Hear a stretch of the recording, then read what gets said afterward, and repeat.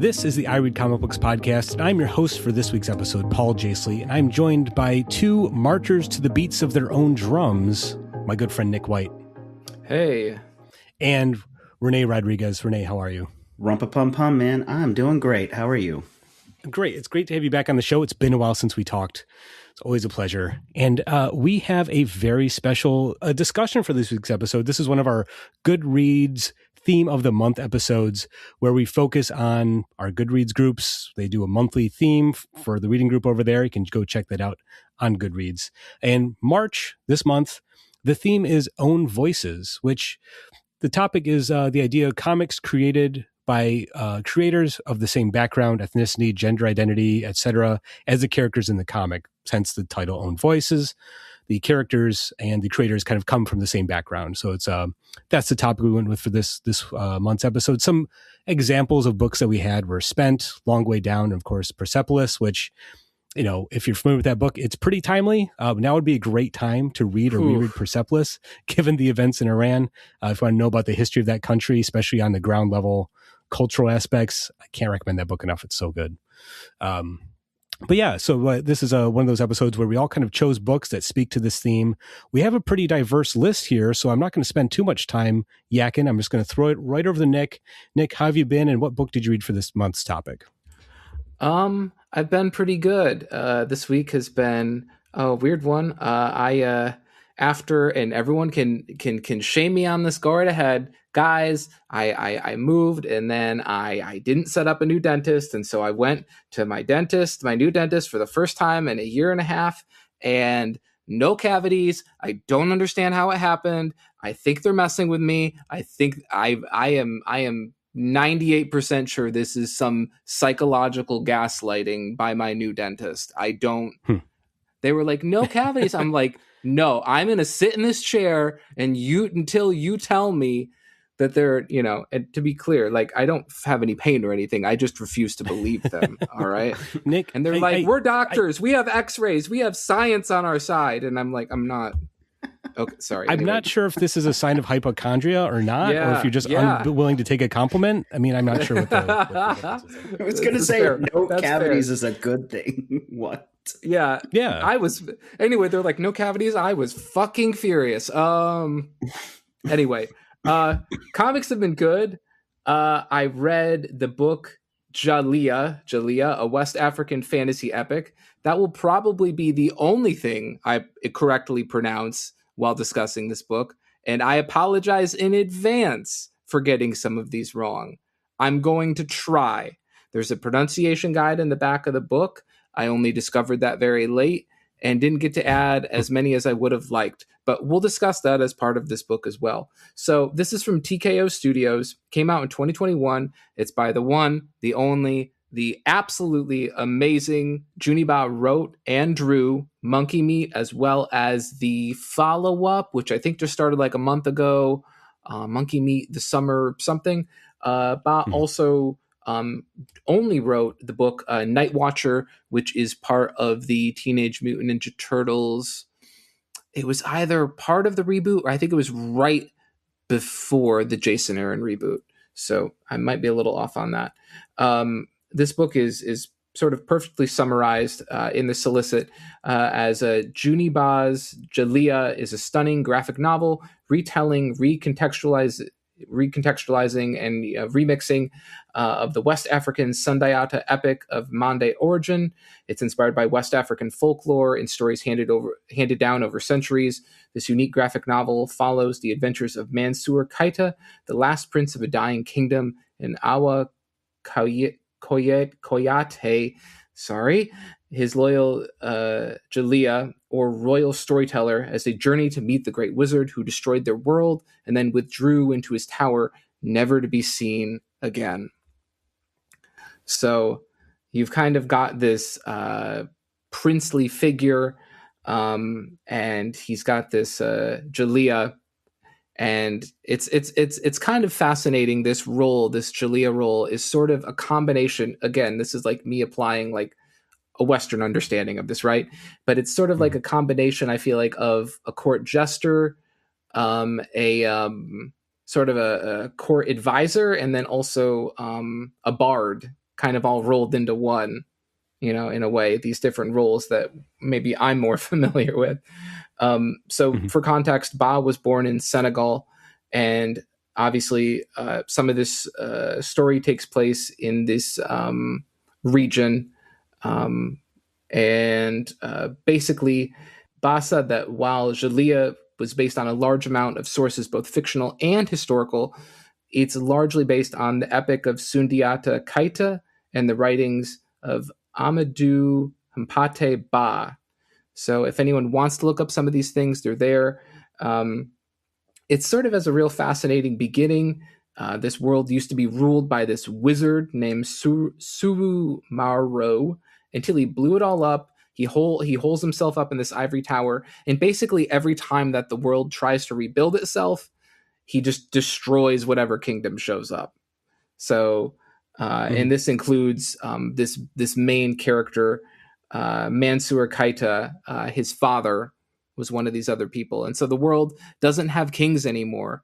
And so, in this world, there's really no place for Djeliyas to exist. They don't have that normal role, and so in this world, a lot of them are plying their trade as DJs, hilariously enough. So it's kind of got a little of an Afro-futurism vibe, because it's kind of like a smashing together of what looks like some technology and buildings and whatnot that looks, several centuries old. But then, this Djeliya has headphones and has I don't remember the name of it, but it's more of a classical West African instrument that she plays. So it's just kind of this smashing together of both past and present technology and architecture and aesthetics. And it's really, really, it's fascinating. And it's just a lot to take in. I sort of took it on as a challenge, because I don't have a great amount of understanding in terms of, West African culture writ large. And also, West African culture from a historical, perspective as well. So I was like, let's see, how much I can get out of this book, because obviously Ba isn't obligated to hold my hand or obligated to write this book so I understand it. He can write it for whatever audience he wants. If I get something out of it, great. But, I'm not going to ask anyone to write a book so I get it. And I learned something rather interesting that I do with physical books and I don't do with digital books, which is when I have a physical book, I will still leaf through the thing before I really start it and just be like, oh, what's going on in here, right? Yeah. And I don't do that with digital. And I realized that was kind of a mistake with this book, because it has a wonderful, wonderful back matter section with name pronunciations. Right. It's got keyword definitions. It talks about this epic that the book is largely based on. It's got a diagram of symbols from a language that's in the book that I didn't even realize I was looking at a language when I saw these things on the page. And I'm like, okay, I have missed so much. And so that's me. That's my bad. Full credit to Juni Ba. It's there. He's done a wonderful job with it. It's all laid out. I will be reading this book again. I am stupid. But look, it's really impressive. Just the amount of work that went into this book is clearly beyond my comprehension, but it's all there. It's so impressive. And if anything else, if you're dumb like me and you're not coming in with an amazing breadth of understanding of this context and history and culture, this just rich culture that Ba is working from, let me at least tell you that the book is gorgeous. It's so good. Ba is phenomenal. If you haven't read his other stuff, you really, really should. God, he does action so well. He does just still stuff so well. There's so many sections of the book which is appropriate, it uses a frame narrative, and sometimes a frame narrative within a frame narrative, which makes sense because one of the main characters, the character the title is based on, is a storyteller. So why not? Okay. So it's got sections that look the way that the pages are laid out. It looks, it's sometimes it's just a big singular panel with a lot of text layered throughout it. And then other times when it ratchets up the action, it turns into something that you would see more from a, Western comic, 6-7 panels, quick cuts. The action is just amazing. It's just gorgeous. It's just a wonderful, wonderful book. And just please, if you're not me, please know that there's back matter. Please, please. I was just gonna jump in and say, like, you didn't really have to tell me much more about the book other than it was Juni Ba, and I was already sold. Like, his artwork is so amazing. He did that wonderful Boy Wonder series at DC last year, all about Damian Wayne. That's just like, that book almost felt like a fairy tale telling of the Robin origin story, and like the way it's drawn reflects that. Like, it's so great. He's able to combine the visual elements of his artwork with the kind of themes of the story itself, and it feels like this kind of is doing the same thing in this book. It's like I said, there's so much going on that I think, at least in my mind, I'm going to need a second reread and maybe a third reread, maybe for other people who know that the back matter is there and it's really richly done. You're still probably going to need a second reread, but it's so impressive. It's so impressive. And I think this is Ba's English debut. I'm pretty sure. Okay. Gotcha. So it's so impressive. And, TKO, I feel like is still just so quietly underrated in terms of the quality of stuff that they've put out. So, really impressive. Just aesthetically, it's just gorgeous. It's such a great book. I learned a lot, and there's still clearly more for me to learn. More to learn. Yeah. But I had fun despite my ignorance. I think that's something we'll all kind of touch on when we're talking about our picks, where it's just like, the theme is it's an important theme, people being able to share their voice with other people that maybe aren't familiar with it. But the beauty of comics is that it's really easy to do that. Like, you can show the sort of heritage and culture, the visual aspects of that in a comic very easily. You can get the sense of it. And like, even if you don't have the context, maybe as a reader, you'll get that just through reading the book and seeing the visual aspects of it. And I think that's what makes comics so good for these types of stories. Yeah, absolutely. 100%. Interesting. Well, yeah, that sounds great. I'm going to, of course, add that to my to-read list. I love anything by Juni Ba. So thanks, Dick, for the recommendation. Yeah, anything by Ba. Like, I feel like he's one of those, artists now where I'm like, oh, I got to check everything out. And then I'm like, damn it, there's really not that much. At least, in English, I think. So, yeah. Yeah, I would definitely recommend that Robin book, The Boy Wonder. I think, again, I would need to go back and reread it, but I do think it is this almost like a magical realism type of retelling of Robin, Damian Wayne. And it's like you're reading a sort of fairy tale, and it's kind of pitched in these like grand scale ideas. I mean, not that Batman isn't already grand scale, but like even bigger sort of a cultural inherent, like I said, fairy tale kind of scope to it. So it's great stuff. René, like I said, it's been a while. Let me know how you've been doing and what you read for this month's episode. Oh, I've been keeping busy, in the world today. So, as good as can be. I was really excited to be on this episode. One, just it's nice to talk to Paul and Nick again, as always, and also always nice to be on the pod. But I was just really excited to sort of see own voices, and I kind of wanted to take it a step further and specifically sort of focus on Latino writers and characters and things like that. Being Latino myself, I find myself, kind of not reading those enough. So I kind of wanted to take a stab at that. And so that also kind of helped with the series or the comic I found, which was Helm Greycastle, Volume 1. I keep wanting to say Grayscale because that's a band. Yeah. Okay. Right. But I also had to check, especially after Nick just said that, I had to check the back of the comic because I was like, is there a cheat sheet, a guide? Yeah. I was like, is there a cheat sheet? And I just totally missed it because I was just going fully off of like, okay, what can I remember from reading mythology and stuff? So, oh no. Which I honestly, I felt like I did pretty well. For the record, there is not a cheat sheet in the back of that one. Okay. But there are multiple like RPG games that you can sort of follow and play. Okay. Cool. All right. So Helm Greycastle is a Latine fantasy series, and it's kind of based off of like D&D campaigns. So you have like, you know, the group of heroes, you know, they're all kind of out doing adventures and stuff like that. And then they come across some, you know, Mesoamerican shenanigans that's going on. And it's very interesting because, again, I just kind of stumbled upon this. I was just kind of seeing what was out there, found this. I was like, oh my gosh, a fantasy that mixes Aztec mythology, Mexica history, Dungeons and Dragons. I knew that I wanted that. I didn't know that it existed, but I'm so glad that it does.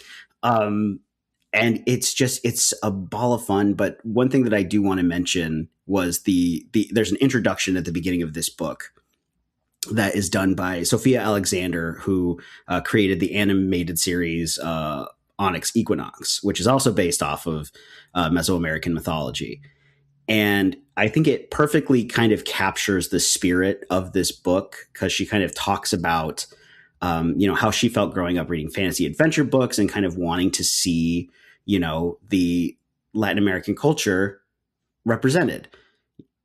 And it was something that while reading it, I realized that I had felt similarly. And I'm sure that the writer, Henry Barajas, you know, felt as well. And it kind of, you know, most of the time I will skip intros. I'm not going to lie. I'm like, I want to get to the goods, you know? Fair. But I would say if you read this book, absolutely read the intro. It's only one page, but it really does sort of set the tone for this book. And it really just kind of hit me as well, you know, kind of going into it. So I don't think I did the credits for this. So again, it's written by Henry Barajas with colors by Brian Valenza, pencils by Ramat Handoko, letters by Gabriella Downey and David Lamphere, I think. And then cover art by Handoko and Valenza.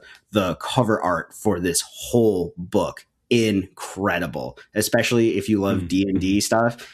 It's pretty sick. I'm like, if they made a trading card game eventually of this series, I would go all in. Like, you know, it's pretty sick. But yeah, the book is pretty straightforward. So, you know, it's fantasy setting. The last dragon prince has been abducted by an unknown threat, and adventurer Helm Greycastle and his comrades must venture south into a new world to save the prince. And in typical hero fashion, they are recruited by a resistance plotting to overthrow the ruler of this land, Montezuma. So I was honestly grabbed immediately from this. I know a small amount of Aztec mythology and Mesoamerican history. And so being able to see how Barajas, you know, sort of changed and played with it. There was so much to love from, you know, just action adventure, from D&D stuff specifically. There was a lot of like those same kind of hijinks and mishaps. And so it being tied directly into, you know, this mythology and history that is also kind of close to my heart was really sort of fun to see. And I don't want to spoil too much because there is a really cool spoiler that I only started to see like halfway through the book, but it's pretty tight. I'm very happy with it. That's awesome. I had a great time. One of the, nice. I haven't read as many comics this year, unfortunately. And so getting to read this for the podcast was cool, but just getting to read this in general was super fun. And it was just genuinely wonderful to see Mexica influence be brought into this genre, especially since we haven't really seen that too much. And you're kind of brought with Helm so you're kind of feeling as the outsider while reading the comic. So if you don't know much about Mexica history or Aztec mythology, don't worry about it, because you are with the characters who are the fish out of the water and going into it. And there's a lot of cool things that are explained, and they use a lot of the native language in there. It's really cool. So I think my main takeaway from reading this was that I didn't know that this could be a thing, and I really hope that we see a lot more of it in the coming years.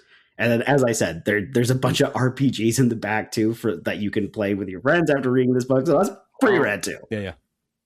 That's nice. That's cool. No, this sounds really interesting. Again, as someone who's maybe not super into fantasy or D&D, but like having a different spin on it, like maybe someone using those tropes, but putting a different sort of spin on it seems pretty appealing. Yeah. And also, weirdly, I just kind of realized this. They also, like, I'm from a mixed family as well. So they actually, the main characters, Helm and his wife and his daughter, they're a mixed family as well. And I didn't pick this up until now, but it was really kind of cool to sort of also have that in there. So it's just like, it's very fun. So, yeah. And I think, awesome. In the theme of what we're talking about, own voices, you know, obviously, I don't know the writer, obviously, but like it feels very intentional and very just like kind of like it was written for, I don't know, people like myself. So, I mean, I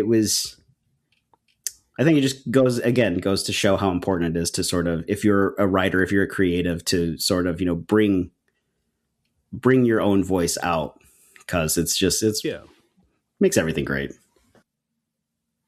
Yeah, and I think that's you know the other half of this equation too, because like I think Nick and I are both reading books that are, you know, written by someone other, you know, from a different heritage than our own, whereas you picked a book and it's like you can see your own self in the book, and I think that's just as powerful, if not more so, to kind of see that, especially maybe not as, like you said, not as commonly reflected in a lot of comics. Yeah, I was gonna say I don't know where this book came from, because like I feel like I should have heard about this book, and I just this is the first I've heard, so that's just a genuine surprise, because it sounds right up, I think, a lot of people's, you know, lane. So dang. Yeah, it's an Image book, but I think it was a Kickstarter. Okay. I was just kind of scrounging around Image's website and stumbled upon it. I saw, honestly, like a barbarian with a sword, and I was like, all right, well, you know, gotta see what this is about. Also, it was super cool to see Aztec weapons involved as well. So pretty tight. And I don't know if I said this, the art's great too. So yeah, just overall. Okay, great. I kind of assumed that since you're raving about it. Yeah. What a bummer if you're like, oh, by the way, the art, I don't know. It's just a bunch of stick figures, you know. No, this sounds awesome. Again, as someone who doesn't know much about D&D, it's not really my cup of tea. I will definitely kind of check this out. I met Henry Barajas at a con years ago, and he was incredibly nice. Seems like one of the nicest people in comics. So definitely worth checking out his stuff if you haven't. Yeah, awesome. Thanks again. Another recommendation for my pile here. Thank you. What about you, Paul? Well, as for me, I'm very happy that it seems that spring has finally sprung here in West Michigan. I know I just jinxed it. We'll get 5 inches of snow next week, but no, spring is on the way. More importantly, we're just, as of this recording, it is, I think, opening day is imminent. Baseball season is here, and I'm so excited. So Scuba was just formally announced as the. I mean, we knew it, right? We knew it. Yeah, we knew it, but.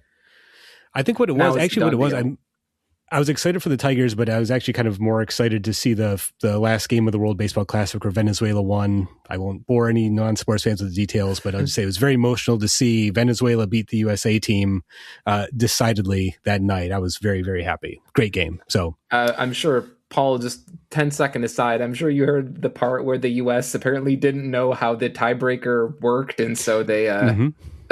Yeah. Oh, there's a lot of behind the scenes stuff that, if you're curious about the Team USA kind of embarrassing themselves in front of the world, it's there for you. So, oh my God. Conversation another time. We're here to talk about comics. And I read a book called Surviving the City, Volume 1. This came out back in 2019 from Highwater Press. Written by Tasha Spillett with art by Natasha Donovan. And I just want to very briefly do another shout out to the Grand Rapids Public Library. They have a wonderful app that I use all the time. If you go on their library app, you can go to staff recommendations. There's a whole section of sort of like young adult, female voices specific. I go right to that whenever we have one of these topics. I want to get something that's really outside of my purview. Like, you know what I mean? I want to find something I would not find at the comic shop, maybe not find on my own. So the staff recommendations on the GRPL website are very, very helpful. And this popped right up. This is a young adult novel. Follows two teenage girls, Miquan and her best friend Des, and they're both have indigenous heritage. So Miquan is Anishinaabe, and Des is Innu. And then the creators, Tasha Spillett. She is Nahiwa, which is part of the Cree Nation and also has Trinidadian heritage. And then the illustrator, Natasha Donovan, is a member of the Métis Nation of British Columbia. So they have indigenous backgrounds as well. And that's kind of like really forms the center of this book.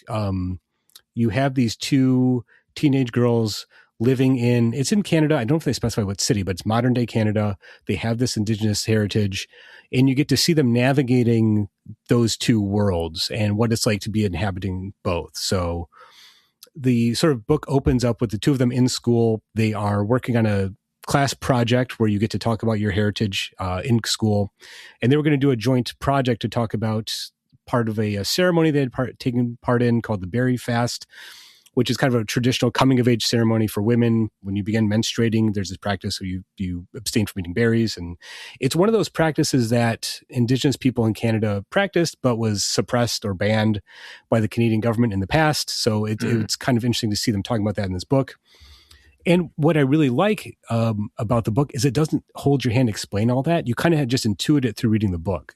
Again, as you kind of mentioned in your discussion, Nick, like it's not the burden of the creator to explain every detail to us as readers. Right. You know, it's through the storytelling itself. You kind of live that world with them. And like one thing I really appreciate about this book is there's language. There was phrases and words that weren't translated to English. You just kind of got them through context. They talked about things like the Berry Fast, and I just kind of had to, using my skills as a reader, intuit what that meant and, you know, what it meant to the characters. So that's kind of what I really liked about this book.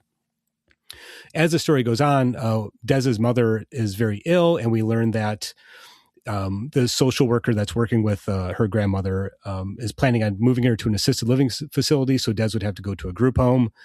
She's very fearful of that, given, you know, the history of, you know, government interference with the Indigenous peoples in the past. You know, there's this lingering fear of that that's going on throughout in the background of the book about that. So Des ends up not running away, but spending a night in the public park instead of going back home. And then the next day, she doesn't show up to school. And then Miquan, her best friend, can't get a hold of her. So all these like kind of worst fears kind of come to mind. And then we kind of learn through that Miquan's own mother had been killed or disappeared in the past. So it's like these old wounds are just still there, and kind of the story, it's focusing on their lives right now. And again, rather than kind of explaining all this stuff in exposition or dialogue, you just kind of, you feel it as the story goes on. You feel this pain in the background of what these Indigenous groups dealt with. So the story kind of concludes with them reuniting. They, you know, everything's fine. They meet up again, but they reunite at a remembrance march for women who had been killed or kidnapped over the years. So again, it's kind of drawing all those threads together. And, you know, as we know, in recent years, both in Canada and here in the United States, the history of Indigenous women disappearing has gained a lot more attention and traction, and we know more about it. It's being acknowledged a lot more and apologized for.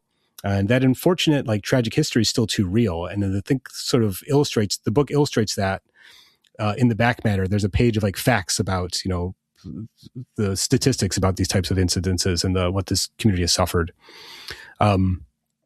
What's really interesting as well is I think the artwork does a lot of that explanation as well, because the artwork it's very like fluid line work. It's very sort of simple.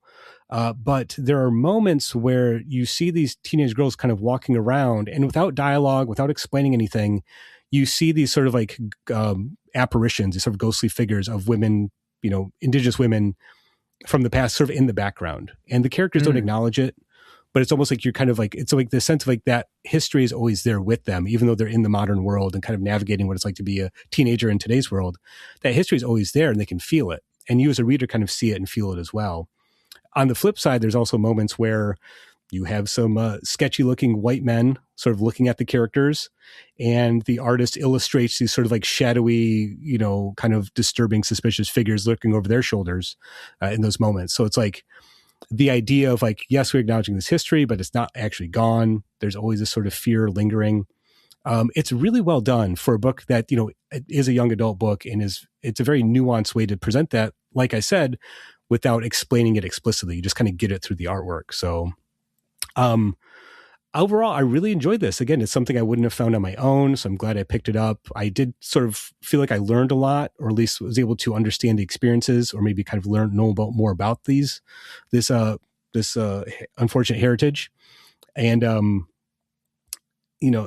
to acknowledge that challenges, the distinct challenges and painful experiences of these characters. I think I learned a lot about that. And there are 2 more volumes in this series. I'll probably track those down. They're quick, short reads, but they're very heavy without being like, without being really dark. There is this sort of sense of community to them, because I forgot to mention the book kind of talks about how these indigenous practices and heritages were like suppressed or banned. But there's a moment in the book where one of the characters, Miquan, or it's Des goes to the guidance counselor at her school, and the guidance counselor is an indigenous woman, and she invites her into the room. They do a sage smudge to kind of like clear the air, and they can talk openly about their experiences and their heritage. So it's like, in a world that has this dark past and painful past for these groups, there's also a world where these young women can still acknowledge and practice those heritage and those practices that they have shared together. So I don't know. It's a really positive book given the sort of heavy nature of the topic. Yeah, absolutely. I mean, this is something I would definitely probably pick up myself, just because I've in some of the nonfiction reading I've been doing lately, it's been several books. I actually just finished one that had a lot of discussion about the missing and murdered Indigenous women movement and sort of the modern plight that it is, and how to deal with it, how to come to terms with it and try to end it. So that's and anything that would discuss that, I would be interested in. And I think that's something that the book kind of addresses, is that we tend to think that that happened in the past, but that legacy is still here, and it still happens. I mean, one of the main characters, they're teenage girls. One of the characters' moms, the same thing happened to them. So it's like it's still happening to this day. So I think any amount of acknowledging it and recognizing it is important. I was going to ask, but you did mention that, because I saw that it was volume 1. So when you said there were 2 more volumes, I was like, I definitely want to read this, and I also want to see what they explore in the future volumes as well. Yeah. So, I mean, I'm honestly, I think, I think 2 things from you, Paul. So I think I'm going to check out that app from the library, but also I'm going to check out this series, because I mean that I am beyond intrigued and definitely want to just sit down and experience this book. Yeah, and like I said, it's heavy subject matter, but I think it's done in a very sort of a graceful way, where it is like it's there and they talk about it, but as a reader, there are a lot of just like silent pages where you just see these characters kind of going about their day, and like I said, you see this sort of like history around them, and it's a really beautiful way of illustrating that without making it explicit. You know what I mean? Without saying like, this is, our beliefs. It's like, no, you just kind of, you're living that life with the characters. And like I said earlier, that's something that's kind of unique to comics. Like I think comics as a medium is really good at doing stuff like that, like subtle artistic visual explanations or interpretations of an emotion that you just maybe don't get in any other medium. Yeah, I agree with that 100%, especially when you said silent pages. I was like, that is one of the things I think I love the most about comics, and in especially like moving stories, like it's the art does have another layer to it, and it's very powerful. Mm-hmm. Mm-hmm. Yeah. Well, like I said, we all picked very different books, a lot of different backgrounds here. And again, I think that's really the beauty of Comics and Medium and the show, where we have such a broad variety of stuff for the listeners to check out, and for us to check out as well. So yeah, this is a great topic. I every time we do one of these like Good Read Theme of the Month episodes, it really pushes me to read something I'm not going to find on my own. Like I do take the time to like, let me find something that, you know, I'm not familiar with. It's way outside of my wheelhouse, and it definitely did. So yeah. And very interesting though, even though we all just kind of found these books, I found it very interesting that there were extra things at the back of each of these books. Obviously they were all very different, but just very interesting that there was some information in the back. So yeah. Yeah. So there we go. Yeah. Of course, listeners and Goodreads group members, if you have any recommendations or books you want to talk about, you can do it in the Goodreads group. You can do it on the Discord for our fans here. And then, yeah, we'd love to hear what books you read for this month's topic. Before we wrap things up, I do want to ask what books are going to be on the top of your pile next, since that's also part of the show. I'm going to throw it back to you, René. What is next on your to-read pile? Oh, I'm so glad you asked, Paul. The next thing on my list is I want to finish JoJo's Bizarre Adventure Part 6, Stone Ocean, story and art by the incredible Hirohiko Araki.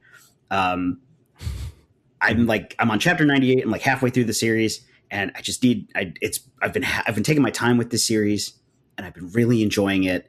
The main character, Jolene, she's very different from the other JoJos we've seen in the previous parts, and it's just really incredible to see how this story progresses from part to part.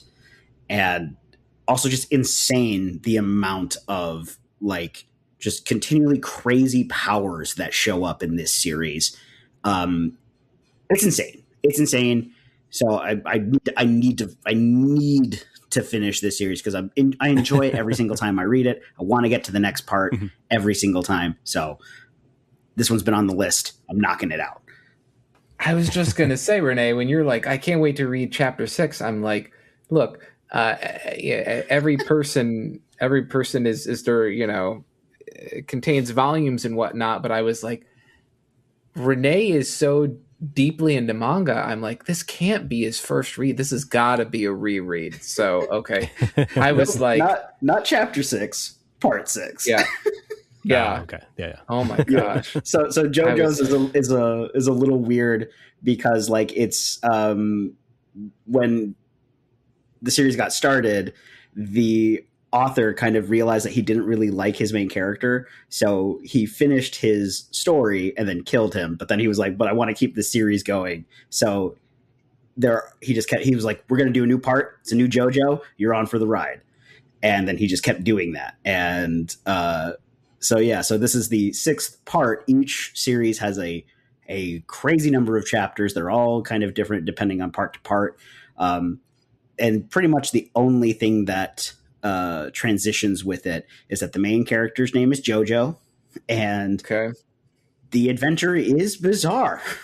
I will say that. I mean, that gives you a pretty wide berth to do a lot of stuff. Yeah, it's a very old manga, and so like a lot of tropes from manga and anime like come back to this series. You're like, oh, that's where that comes from. I would say is like 80% of the time. And also like most of the characters and villains and powers are also named after bands that the creator was listening to at the time. So that's also really fun. Although for if you're watching the anime, they had to change the names so that they wouldn't get sued. So that's also a fun game, is trying to be like, what is that supposed to be? You know, what band is that? This is where that meme came from, where it's like the song, or like freeze frames, and then it plays that song that's like bum bum bum bum bum bum bum. Yes, right? Yeah. Okay. So yeah, that's the to be continued for JoJo. So yeah. Right. There's so much weeb lore within JoJo's. So, I mean, but it's also very I think fun. this is a perfect one for you, Paul. Paul, I think if this is the year of Paul and manga, this is definitely, I'm kidding. I don't know if this would be a Paul book. I don't know. Oh, okay. Let's table that discussion until I get to my top of my pile. So there we go. Uh-oh. No. Look out. Nick, how about you? What's on the top of your to read pile? So for me, it's Death Fight Forever, number 2. This is written and designed by Andrew MacLean, probably best known for Headlopper and Godzilla, The War for Humanity. And the art is done by Alexis Zarit, who did Space Riders. I think there's a Space Riders, The Galaxy of Brutality, as well as Night Hunters, with letters by Lyndon Rodchenka. And I promised myself I wouldn't go on about this forever, but I have a small hot take here. Okay. When we get to the contributors page in a comic book issue, please only include contributors that are part of the issue on the page. Okay. I'm just saying. I got to the page in this one, and it's got like 4 artists, and it says chapter whatever next to all of them, and I'm like, well, I don't think this book is divided into chapters. Does chapter mean issue? And I was like, did they hire 3 other artists that look like Alex Zaret, and I just don't know which one did what pages, and it just sent me down a very Nick White type A. There isn't a problem, so I'm going to make a problem situation. And guys, it just stressed me out. Please. Mike said that apparently it's because this was a contributor page used on the full volume of the whole thing. Mm-hmm. But it threw me off, guys. Like, if we haven't covered this already, I'm dumb. You need to hold my hand, please. I'm lost in the supermarket. Someone go find my mom. All right. But you figured it out. Nick, the moral of the story is you figured it out. So I figured it out. Yeah. So what is this issue about? What is this book? This is a 5-issue miniseries from Image. It debuted last month. Written by, like I said, Andrew MacLean. He's done Headlopper for a while now. It's got a series of several artists, including Alexis Zarit, Al Gofa, Sam McKenzie, and Erwin Papa. Of course, I'm talking about the issue that I most recently read, which was the first issue, which is just Zarit. Zarit will also do the second issue, and then it will rotate through the rest of them, 1 issue apiece. This book had me at Zarit. Zarit is amazing. Freaking Space Riders is great. It's a little jarring because so much of his Space Riders art looks like black, glow light, black light posters that you would, put on your wall with the neon colors that, show up when you hit them with the light. So it's weird to see a book that's like taking place on Earth and during the day. It's a little weird. But the book kicks off with this page that looks right out of Space Riders, and it's got glowing skulls, and it's got the colors from Blacklight poster, and it asks you how these 2 everyday humans become masters of the Phantom Realm. And apparently it begins back on Earth in 1992 when this book takes place, where the book shifts to the Yucatan Peninsula, where you have this elite military team that's attempting to break into what looks like an ancient Mayan structure. They're led by an anthropomorphic tiger named Commander Thunderfang. Nobody else in the strike force is an anthropomorphic animal, tiger or not, just pointing that out. Amazing. And nobody seems to find this to be a curious detail. However, the structure has this complicated lock mechanism, like something out of Indiana Jones. So Thunderfang tells his assistant to get him the Biggle Brothers, Crash and Bash. Are those their government names? I am not sure. I am going to go with no. Meanwhile, a transdimensional demon that goes by Lord Slither is holed up in this ancient temple thing, and he curses the Biggle Brothers. It's very Cobra Commander, surprise. And he sends out his second in command, Sergeant Mendoza, and her cops, COPZ, cops, henchmen, to deal with them. And then he does somewhere between 4 and 5 lines of cocaine. Well, everybody dukes it out. It is. And that's most of the issue.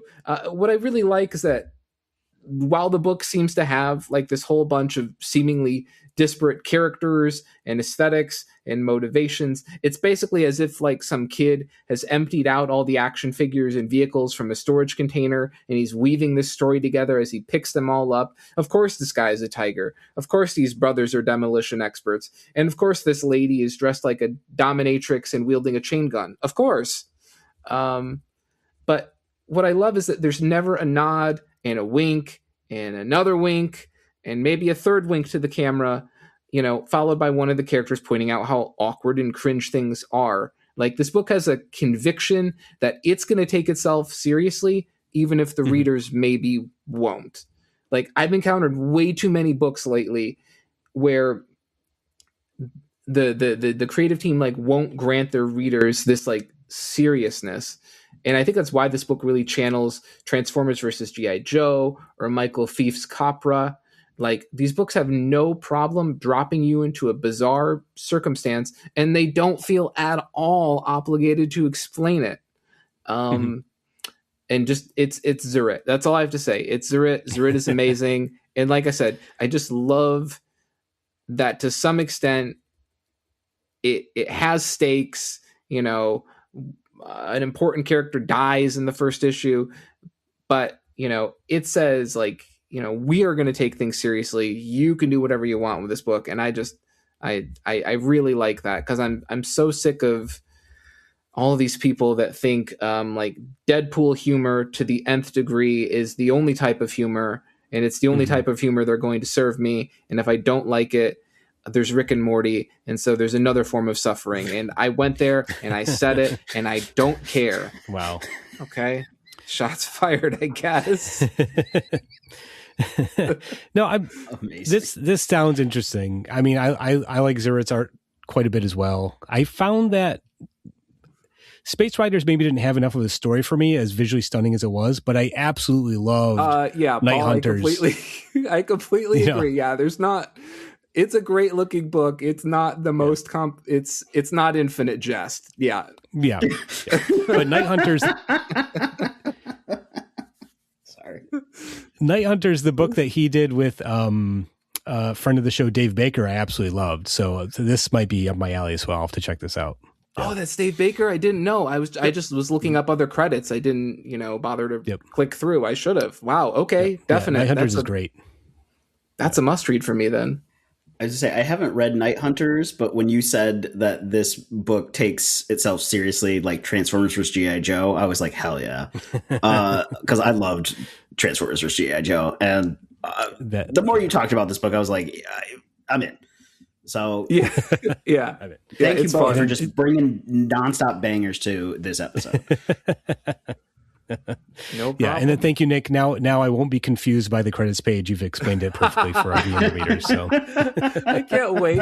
Cut to Paul in 2 weeks looking at it. Who did this issue? Why did he have a problem with this? What's wrong? Yeah, listeners, by the way, if you can see the notes, incredible. yeah. I'm going to cheat a little bit with my top of the pile because I said it like a month ago. The top of my pile is still A Drifting Life by Yoshihiro Tatsumi, because it's 840 pages long. I'm only on like page 400, so it's going to be on the top of my pile for the foreseeable next week or so. But you're still reading it, so clearly you must not be hating this.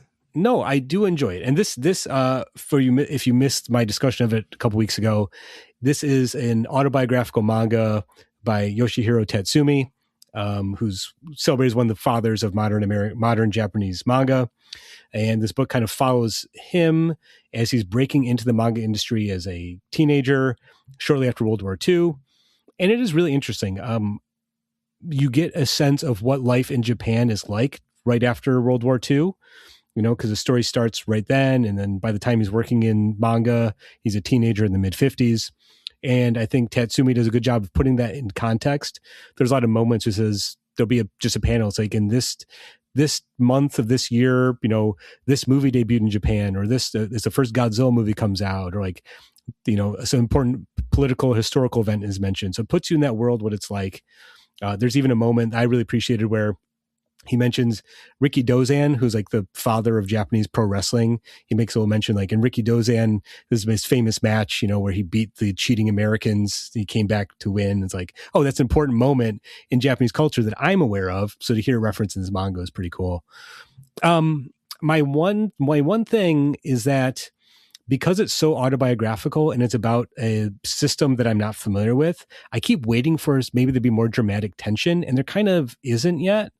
He's a teenager. He starts submitting short little mangas to magazines that publish them. He starts getting money. He starts drawing longer stories. So you get a sense of how breaking into that industry when it was a very small industry. It's not manga like we know it today. It's a very small kind of like, there's a lot of shady characters publishing manga, and he has to navigate all that. So it is really interesting, but I kind of keep waiting for like, where's the sort of like cliffhanger for the next chapter, because it was serialized and you can see the chapter breaks, but they're like, the chapter kind of ends, the next one starts. There's not really a sort of like dramatic tension. That being said, I'm halfway through the book and I still keep picking it up and reading it. So it is really well done. And the artwork is very nice. And it is a very traditional sort of manga style. And a lot of the manga I've read is by older first generation, second generation manga artists. So I'm used to that.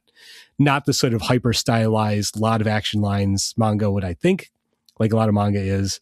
This is much more sort of like cartooning in a way that's familiar to me. So I am really liking it. Again, I decided to not just dip my toe into classic manga. I dove headfirst into the deep end with this giant tome of a book, but I am enjoying it. So when I do finally finish it, I will give a final report on the podcast.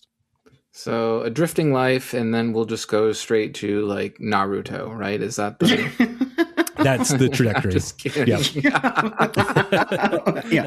Somehow that would be such a jump.